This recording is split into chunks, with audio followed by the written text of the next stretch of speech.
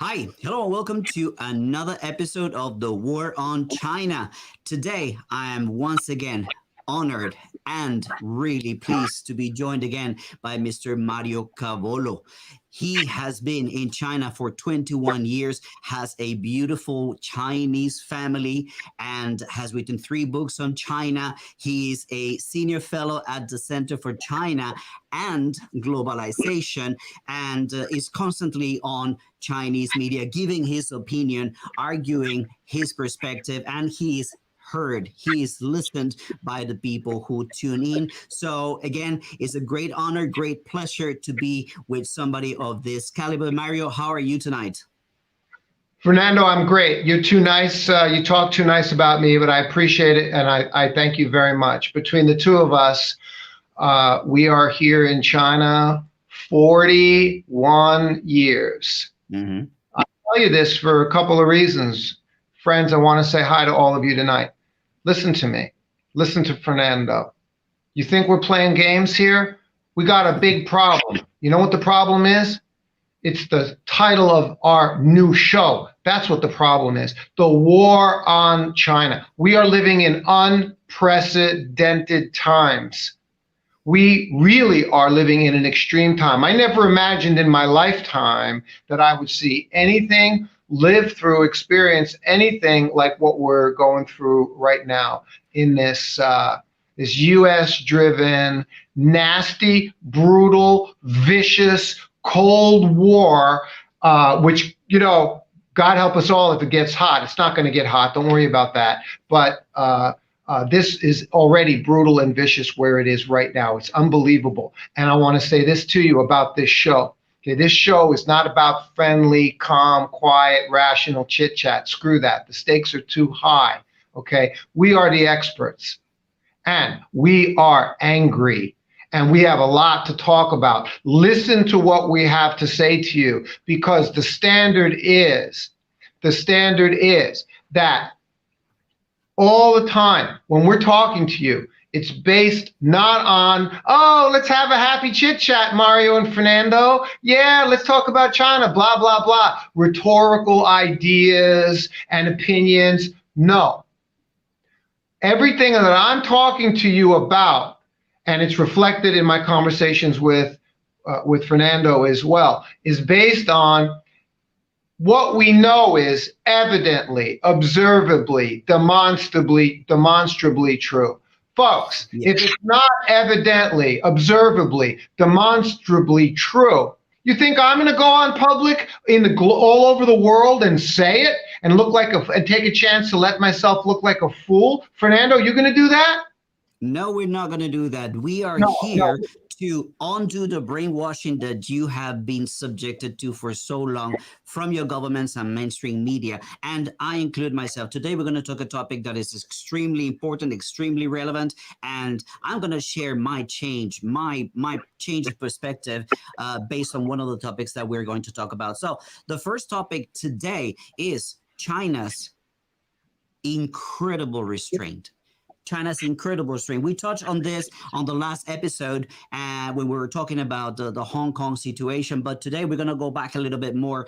We're going to talk about Tiananmen Square.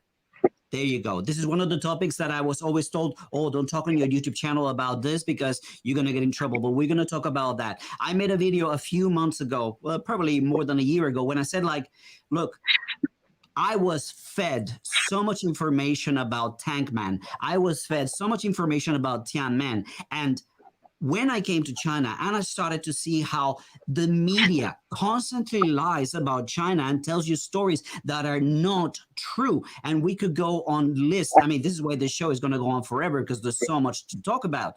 They keep on lying about things. I started to think, what if Tiananmen is not what they say it was? What if what they say happened there didn't actually happen? And I know that this is going to ruffle a lot of feathers and a lot of people are going to go like, but this is why we're here. This is here to tell you what we know is true, factual, and it's something that you can take to the bank. You can go and Google and prove it. Anything else that's out there is questionable, but what we tell you here is not. Mario. That's right. You can take it to the bank.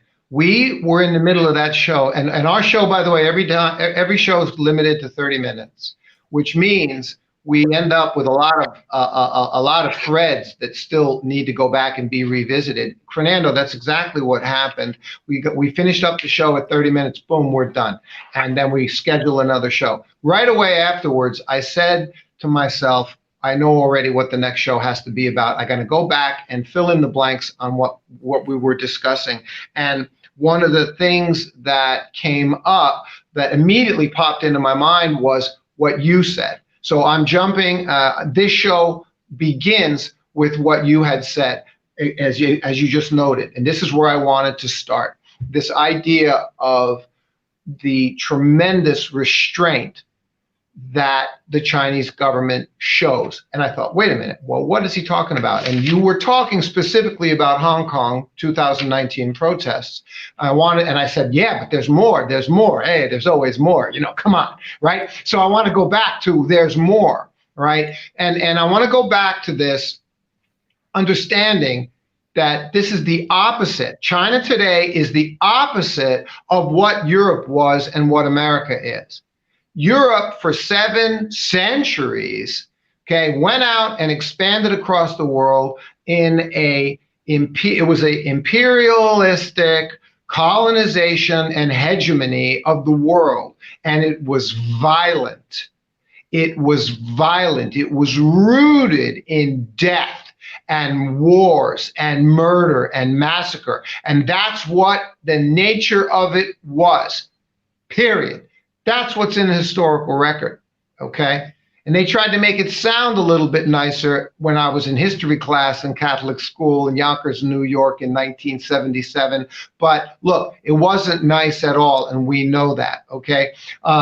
They made it nice about Christopher Columbus, but I remember them saying Vasco da Gama wasn't so nice. That the other explorer, I think he was Portuguese as well, and they talked about how he burned the ships with the women and children on board. Okay, so there were some very nasty things happening for 7 centuries, and then that came to an end with World War I and World War II, where Europe, who's so interested in violence, decided to go ahead and destroy their own continent amongst themselves, which was a very stupid and foolish thing for them to do. They decimated their own continent, okay? That was World War I, that was World War II. And that's when we then went from 7 centuries of European hegemony to 7 decades of United States imperialistic hegemony. Okay, still with the violence and the warmongering. And in 1950, they did it in the Korean Peninsula. And China said, no, we're going to fight. And they kicked their butts, okay, on the Korean Peninsula. China went in the war. And then in the 70s again, China went in the Vietnamese War. And that's the last time, and this is my point, listen to me. That's my point. That was the last time China went into a war. Now you listen, the 80s, 60s, 70s, 80s in China were a mess. That's when America was rising, but then it flipped, okay? America's got a lot of problems and is in decline now, but China's rise began late 80s, okay, but really the 90s under Deng Xiaoping when it was the industrialization reforms, and into that 2000, and boom, that's when I arrived, that's when Fernando arrived, and it's been unbelievable for 2 reasons. Reason number 1, because it's been unbelievable in its scale and size and success. And number 2, because for 40 years, it's been done peacefully by China. The rise of China all this time is peaceful. So now we go back to Tiananmen Square. What was going on back then? This was early June the early 74, was it? 74? Okay, so what happened? What do you know about it? Look, what I learned when I first came here was that there was a protest looking for more democracy. The people were asking for more democracy. That rings a bell when you think about Hong Kong. But look, I learned what the media told me. I learned what Western media wanted me to believe. And, well, you know that when you come here and you start to see how many lies they've actually told and said and stories that they planned And this is true. There's videos and proof that the CIA plants stories in the media so that they run with them and make people believe things that are not true. It's happened all over the Iran-Contras. It has happened all over the war on drugs in Colombia, for example. So this is not the first time that they do this. So it made me question Tiananmen and wonder if it's really the way it happened back in the 70s, that back when it actually took place. Ready? Yep. Ready? It's easy for me to share with you the clear, precise details and facts. It'll take me 1 minute, and then you'll be done with your confusion about the Tiananmen Square story. Here it is. Okay, I got my notes, crystal clear. The lie of the Tiananmen Square situation. Okay. Oh, the Tiananmen Square massacre. There was no massacre. Listen to me. For months, there was well over 1 million students. There was reform protests. They were peaceful. They wanted reforms. Okay. They were peaceful. Sounds familiar? Like Hong Kong. It was peaceful. By 95%, By 95% of the people, it was peaceful. Between the understanding between the people and the government while it was being talked through was peaceful. Okay. What happened is, and it was George Soros, and forgive me because I didn't have the time, and I forget the guy's name, the famous guy who died, and this is what precipitated the protest. Forgive me, everyone watching, for not remembering this person's name. This was the guy that was the leader. In the comment section. Yes, the guy was the leader of all the students, and he died. And then this precipitated an increase in the desire and demand for reforms. But it was all peaceful. But at that time, Soros and somebody else, and it's just true. Okay, this is in the historical record. Organized, funded, violent separatist revolution amongst a small group of violent students. And those students were the ones who attacked the soldiers outside of, it was around the city, out near the Workers' Stadium area to the west. Okay. Do you know this? Most of the soldiers were there they were just there watching, observing, to keep the peace. Most of the Chinese soldiers were unarmed. They didn't even have guns. Okay.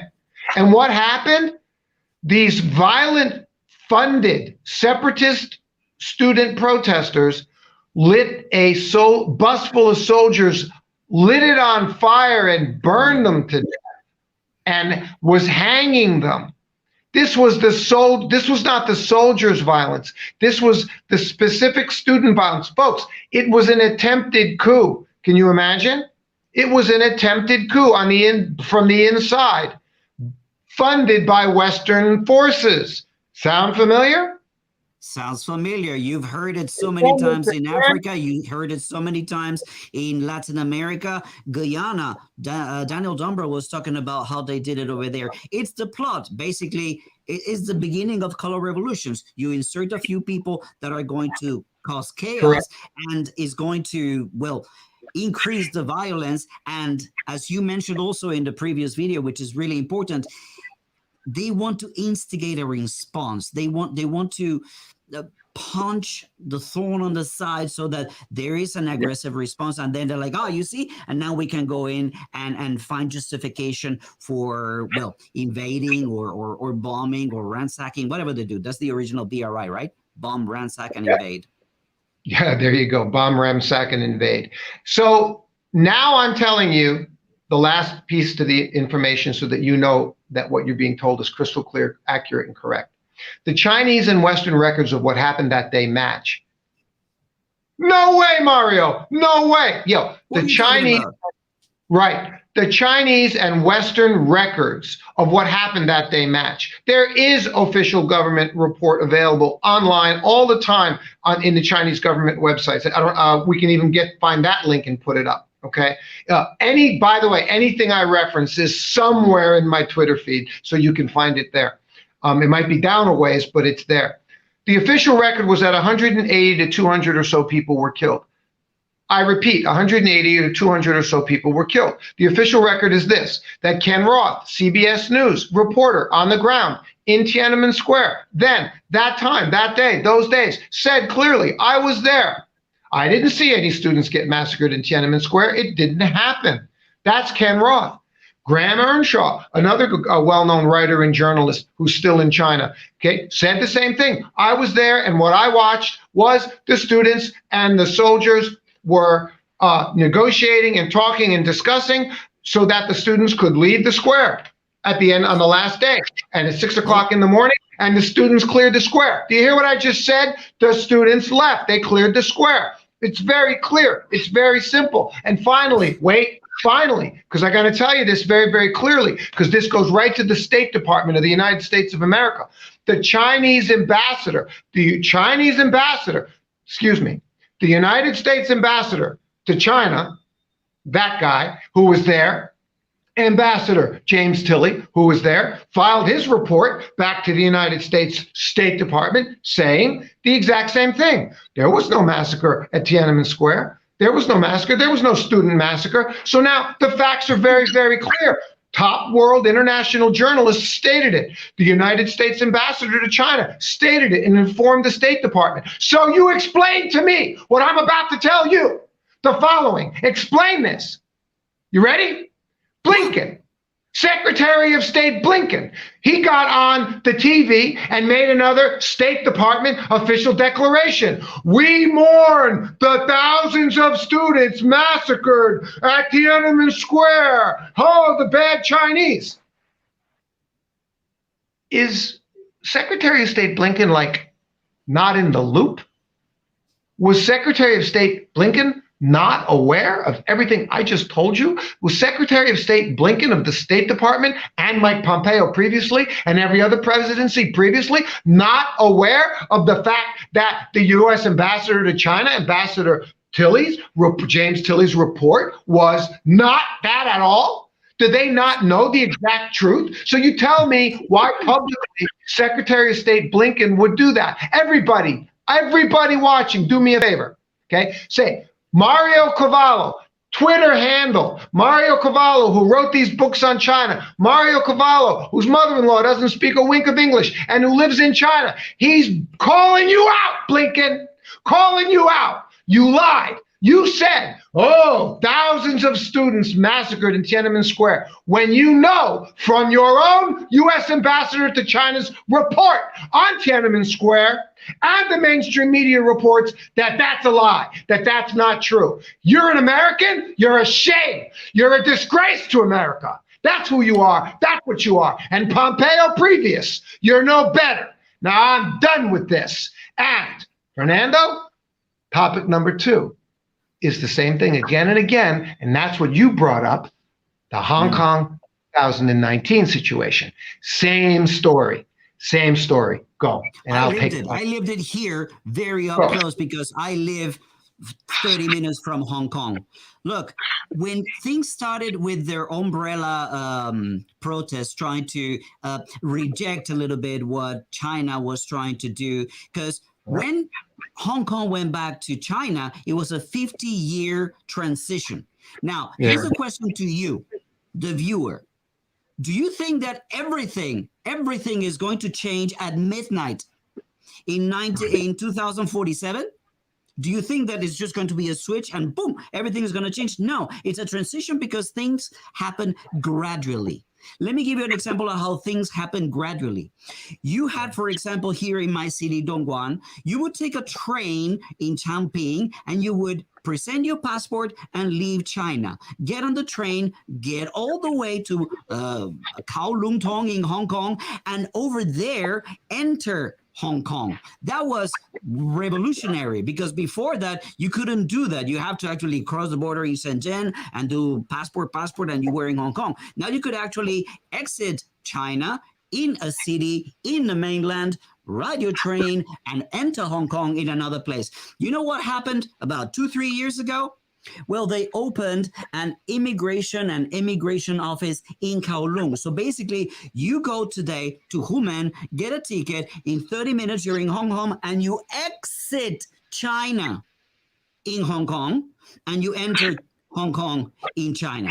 So this transition, this little by little changes, they were always kind of like opposed by people. Like, oh, they're changing things. Of course they are. Of course. It's a transition. In 2047, that's what it's going to be like. You're going to be part of China. You better start to adjust and understand that this is what's going to take place. So the umbrella thing and all this protests, they were all Pacific. They were always disrupting things, but nothing to the level of what took place in 2019. Let's go back to 2019 and understand where this is coming from. Why? Why did they start protesting? A Hong Kong guy killed his girlfriend in Taiwan. This is why they were protesting, because Taiwan says, hey, I want to get this guy back. He flew back to Hong Kong, so Taiwan was asking for extradition. This is why this is started, okay? Taiwan said, we want to get the guy over here. And Beijing went like, oh, hold on one second. If you're going to have extradition with Taiwan, Taiwan is part of China. Hong Kong also has to have an extradition agreement with Beijing, with the mainland. And they're like, oh, here we go again. Beijing is trying to control Hong Kong. And like, no. We're just, you're trying to get something, somebody all the way to Taiwan. Well, we also want some people over here. And there's no extradition treaty. So now that you're going to get one with Taiwan, which is part of China, hey, we also want that. That's what started the revolt. But here's the thing. They were still past peaceful protests. It was when America started to put money and started instigating violence. I remember, you go and check that video from Steve Bannon having a live stream telling the organizers in Hong Kong, oh, you need to wait until it's dark. Oh, you need to walk down this road and get into the legislature, and this is what you're going to do. You've got Steve Bannon, an American consultant, or I don't know, as he gives his advice to the president of the United States, doing a live stream telling people how to hurt Hong Kong more and more and more. What is that? How is that not interference from another country? How is not offending the sovereignty of China and its sovereignty over Hong Kong? And everybody's like, oh, but they're just fighting for freedom. What freedom? What freedom? When you go and look at the record of which countries are freer, which regions in the world were freer, Hong Kong was number 3. America, God knows where they were. So what were they really fighting for? They just wanted to destabilize China. They just wanted to separate Hong Kong from China. That's all they wanted to do. And the amount of violence that we saw, the amount of, they were killing people, they were destroying the city. You would go to Hong Kong and you would be, this is the most beautiful place in all of Asia. This combination, this amalgamation of Western and Eastern, you would just be in love with the place. And it was sad to see these bastards destroying the city just because they were being paid by the United States. I wrote it down. Let me say again. It was organized, funded, separatist violence. Nancy, the heck is her name? The House Speaker lady. Thank you. Nancy Pelosi. Isn't it beautiful seeing violence? Isn't it beautiful? People were promoting it. Looting and destruction. And I saw the video today, I don't remember where, of us. They were the protester people, these violent protesters. They weren't protesters. They were criminals. They were assaulting innocent women. Hong Kong women, Chinese women, they were assaulting innocent women. They were looting and throwing firebombs. They set a man on fire for disagreeing with them. Can you imagine being so angry with you and saying, oh, I disagree with you because you like Brazil here, and I set you on fire because I disagree with you, set you on fire, destroy your life, devastate you. Okay. Where are these people now? Okay. in the UK. And the ultimate one that I just noticed last week from a South China Morning Post article, there was the students who were the recruited violent ones. They were students on university campuses sitting there making petrol bombs, Molotov cocktails. How can you be a student on a university campus making bombs? How can you be doing that? What the hell was the university teachers and administrators doing? And this was on video. Students who were making petrol bombs on the campus. Now, if any of the things that you just said and any of the things that I just said had been happening in the United States, how many would the police or the military or the National Guard have killed over the course of a year's time? Dozens of people killed. 6th. They would have been killed.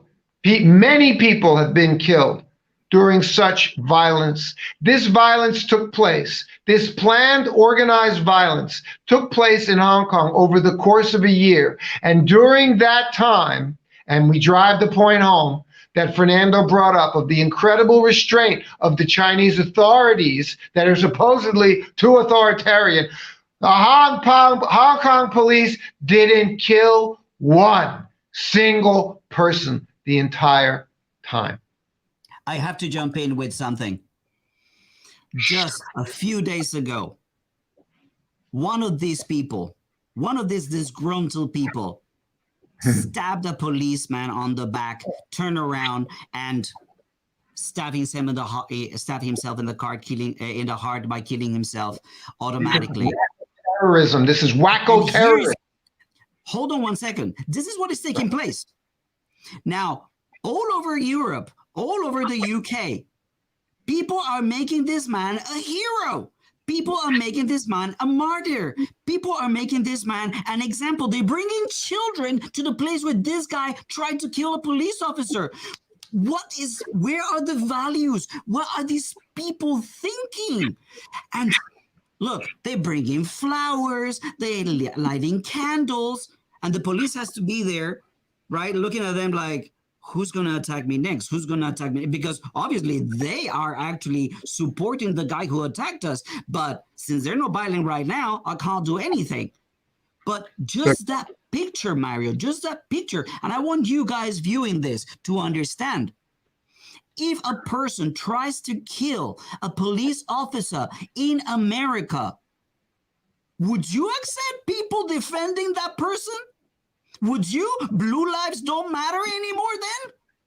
You tell me, blue lives matter or don't matter? I'm not going to go into all those colors, but this is basically what took place.